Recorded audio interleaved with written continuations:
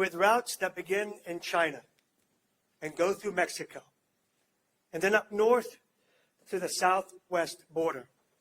Pills laced with fentanyl are ending up in the hands of our children. These pills are killing our kids.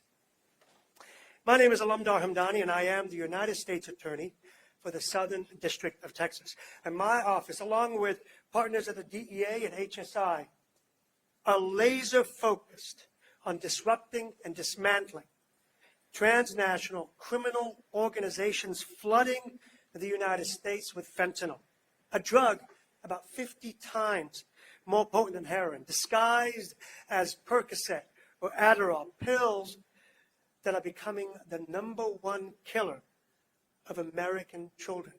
All it takes is 2 milligrams, the tip of a pencil, to kill a child.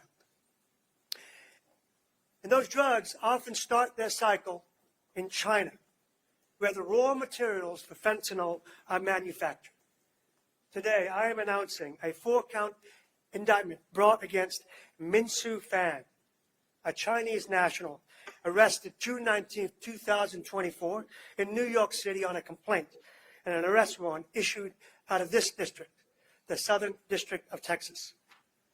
Fang and his co-conspirators allegedly imported over 2,000 kilograms, that's over 2 tons, of precursor chemicals from China. The precursor chemicals are the raw materials used in the manufacture of fentanyl. The boxes they shipped them in were allegedly shipped from China to the West Coast, then LA, New York, or Laredo. Fang then allegedly worked with others to have the packages sent into various places in Mexico. We seized over 100 packages that were mislabeled regarding their origin, regarding their content, all so they could elude customs. It was like finding a needle in a haystack of needles. But you know what? We found it. This historic seizure of over 2 tons of precursors is a result of a multi-agency collaboration that represents one of the nation's largest seizures of fentanyl raw materials. This seizure prevented the manufacture of millions upon millions of deadly doses of fentanyl pills. Now, before I leave, I want to leave you with 3 things. To the public, be aware of how fentanyl is manufactured and the route it takes to get from China to Mexico to the United States and into your children's hands. And to parents, talk to your kids about pills. And unless it comes from a pill bottle or a prescription, that your child not take that pill. And to the criminal organizations, it may be like finding a needle in a haystack of needles, but we won't stop until we stop the shipments and dismantle your organizations. With that, I'm going to turn it over to my good friend, Danny Comeaux, the SAC over the DEA in Houston. How are you today? For nearly approximately 1 year right now, the DEA Laredo special agents have been investigating this organization, and justice is now here, right now.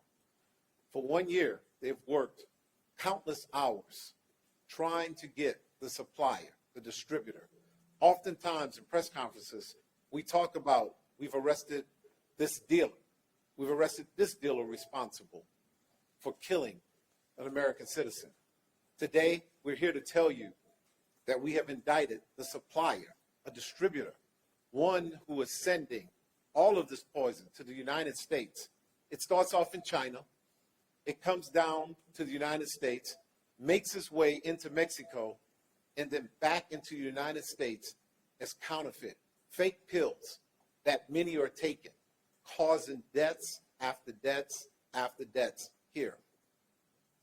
This is an important day that we're letting you know, anyone out there, any criminal organization, if you are selling and it's coming to these United States of America, we will find you.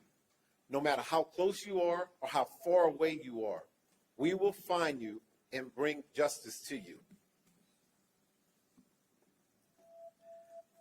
We are really happy of the relationships that we have with our partners here, HSI and the United States Attorney, and it just shows how committed we are to work together as one for a great cause. Good afternoon, everyone. Thank you, U.S. Attorney Hamdani and DEA Special Agent in Charge Comeaux, for your collaboration in addressing this crisis that continues to claim the lives of many Americans. I am Special Agent in Charge Craig Larrabee with Homeland Security Investigations in San Antonio. I have investigative oversight throughout the communities in South Texas to include Laredo. As many of you know, HSI is the principal investigative arm of the Department of Homeland Security. We are responsible for investigating transnational crime and threats, including illicit drugs that cross our borders, which harm our communities and too often kill our friends and family members. HSI plays a pivotal role in disrupting the supply of illicit opioids at every point in the supply chain, internationally, at our nation's borders, and in the communities throughout the United States. Last August, HSI and DEA initiated an investigation into a Chinese-based drug trafficking organization responsible for coordinating and distributing multi-ton quantities of fentanyl precursor chemicals from China through the U.S. into Mexico for ultimate conversion into fentanyl. As a result of the investigation, agents determined that Min Su Fang, a member of this drug trafficking organization, facilitated the shipment of bulk chemicals used in the manufacture of fentanyl to the U.S. Once in the country, Fang's associates would then transfer the shipments across the border to Mexico. The precursor chemicals used to manufacture fentanyl also have legitimate uses and are shipped through common supply chains. This highlights the importance of leveraging HSI and Customs and Border Protection's customs authorities and expertise in international supply chains to target and seize illicit shipments of precursor chemicals, preventing the synthesis of drugs like fentanyl. Illicit fentanyl manufacturing and distribution requires global logistics, communications, and finance. In this case, special agents discovered Fang's organization based on ongoing patterns of exploitation of legitimate carriers, further of its criminal activities. Investigators from DEA and HSI partnered with Customs and Border Protection officers to align their investigative efforts and to interdict the precursor chemicals, which subsequently kept them from being manufactured into deadly fentanyl. The partnerships in this investigation were key to securing today's indictment. By combining resources, expertise, and exchanging information, law enforcement was able to identify patterns, disrupt the criminal network, and prevent duplication of efforts, which led to a faster and more robust response that spanned the complexity of this criminal network in multiple jurisdictions. The threat imposed by fentanyl dictates that agencies not only deconflict and coordinate, but also collaborate. This investigation prosecution is a perfect example of collaboration across agencies and throughout the country. So once again, thank you to the U.S. Attorney's Office here in Southern District, the DEA, and our brothers and sisters at Customs and Border Protection. I'm grateful for the close relationships that we have across the southwest border, and we continue to work closely with our federal partners to investigate, arrest, and prosecute individual members of dangerous transnational criminal organizations. With that, I'm happy to answer any questions. You mentioned that it's an organization or a network. Do you have any idea of the scale? We have an idea, but we're still, of course, continuing our investigation into those organizations. But it's some big ones. Talk about, you mentioned the quantity of these chemicals and why this matters to Texans and custodians specifically, as we've seen, like you mentioned, fentanyl deaths across the state. Yeah, so fentanyl is becoming the #1 killer of children. And we're seeing that not only, of course, in Houston, but all out throughout the Southern District of Texas, in Laredo, McAllen, and Brownsville. This is important because these precursors, as I said, could have made millions upon millions of deadly doses. And enough, and so what you've got are children who think they're taking Percocet, who think they're taking Oxycontin, who have no idea that those pills are laced with fentanyl. They think they're taking Adderall, and because a friend gave it to them. What ends up happening is often those kids don't wake up the next day, and so our plea to parents is, taking a pill shouldn't be a death sentence. This is part of trying to cut that out. Yes. Mr. Hamdani, you were talking about how this was like finding a needle in a haystack. So what essentially tipped off investigators? What started putting this operation on authorities' radars? So I don't want to get too much into the investigation. I want to stick with what we've got in the pleadings. But if you read the pleadings, it takes incredible investigative tactics. It takes looking at statistical models. It takes looking at, for example, patterns and practice of those who ship products, especially from places like China, into the United States. It takes a whole of like HSI, DEA, government approach to find these needles in that haystack of needles. Talking about how, Robert, can you just clarify the quantity of it and just compare that to, how much might still be out there, what work remains to be done? So the quantity, as I said, is over 2.2 tons of precursors, enough to make millions upon millions of deadly doses of fentanyl. So that's a huge amount. It is, in our assessment, one of the largest seizures of fentanyl precursors in the entire nation, and certainly the largest in this area. Secondly, what was the second part of your question? Just kind of compare that to how much of it is still out there, like in the streets, and why this work is. That's a great question. I'm going to let Danny talk about kind of what's out there in the streets and what he sees from a DEA perspective. Look, there's no way to tell how much is in the streets. We know that pills are out there. And what's so important right now is the education and awareness part of it. And that's part of this press conference, for us to talk about the issue right now, for us to talk about the topic so everyone can understand. Go home, talk to your loved ones, talk to your kids. Let them know counterfeit, fake pills are out there. And if you make one mistake by taking one of these pills, you might not see another day. That's what's important right now. We need to let everyone know about the education and awareness part of this right now. Thanks. So these are drugs that Sorry. are being sold to children in schools in the same ways that they're getting like marijuana, Molly, like other drugs as well. I'm trying to figure out how Yeah. these get into the hands of kids. So if you can think about it, right? Marijuana looks like marijuana. These, though, don't look like fentanyl pills. They look like, for example, Percocet. So let's say a kid wants to stay up late at night, working on a homework assignment. He talks to another buddy, says, "Can I get some Adderall? Can I get something to help me out here?" And they give him a pill. And that's where we're seeing a lot of the deaths happening, are children believing they've got one kind of pill. But in essence, that pill was manufactured in Mexico using precursors that were imported from China and laced with fentanyl and given to drug dealers here in the streets of Houston, who then hand it out to teenagers, who then hand it out to kids.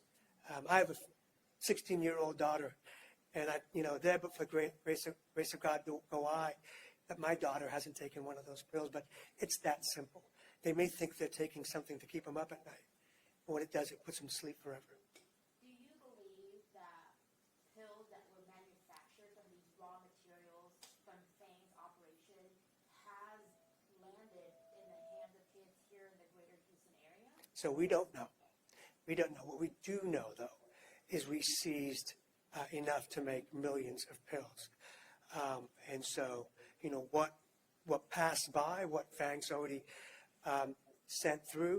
allegedly sent through to Mexico, we don't know yet.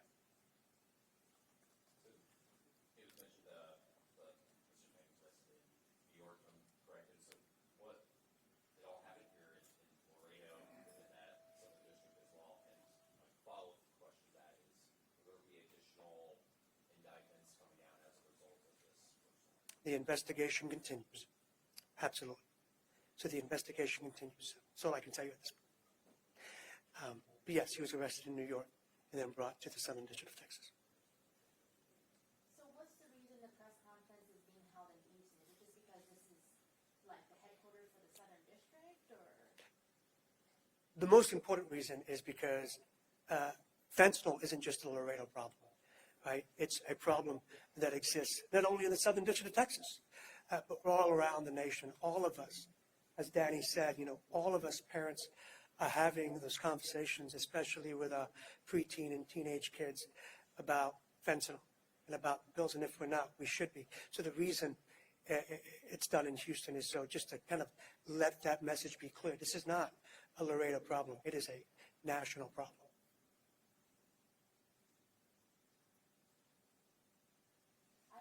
Yes, please. This is why. No. You want to? Typically when we think of big drug operations, we think the primary motivation here is money. Is there more to Fang and his co-conspirators' motivation? I mean, they're killing kids. Is the number one, or are there any other motivators to why they're doing this? I can tell you from my experience dealing with these kind of transnational criminal organizations, and these guys will tell you the same. It's always about money. That's all they care. They do not care about human lives. These we call TCOs or TOCs, transnational criminal organizations. All they care about is the almighty dollar or peso and nothing else.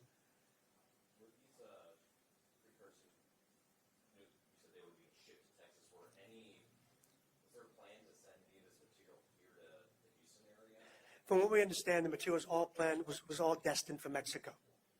So they were all going to be destined to different places in Mexico, where we believe it probably was going to be manufactured and then brought back across the border into the United States.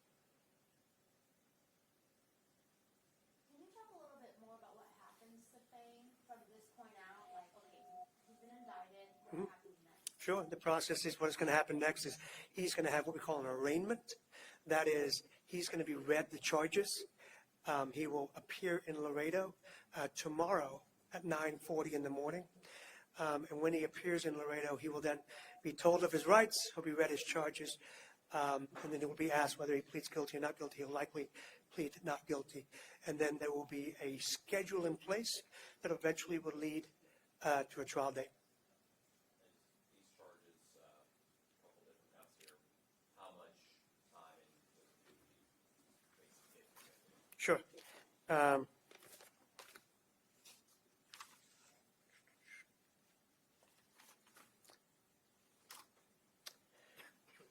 If convicted, he faces life in federal prison for each of the 4 counts charged.